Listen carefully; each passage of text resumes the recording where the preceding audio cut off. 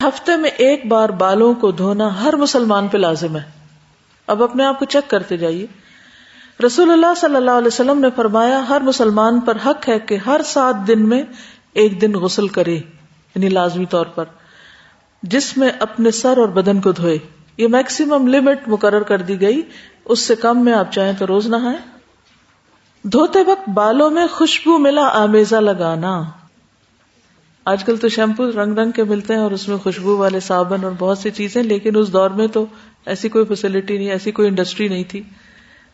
تو بھی کیا پسندیدہ ہے کہ بالوں میں خوشبو لگائی جائے.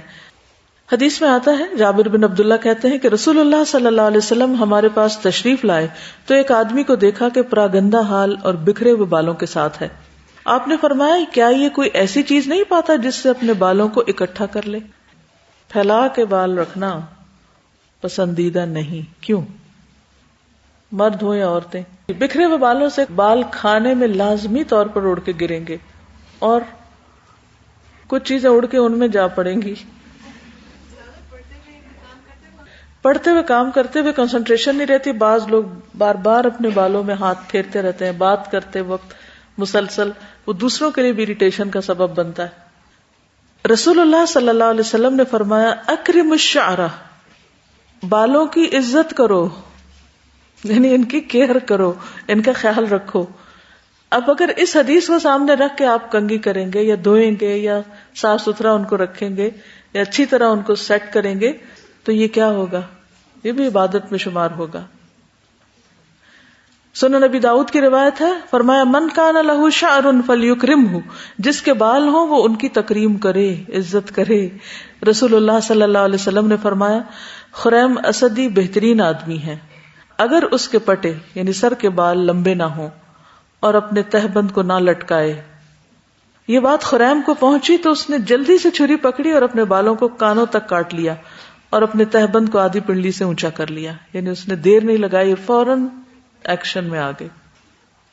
وہ کیا چیز تھی جو صحابہ کو اتنی جلدی عمل پہ ابھارتی اور ہمیں اثر ہی نہیں ہوتا.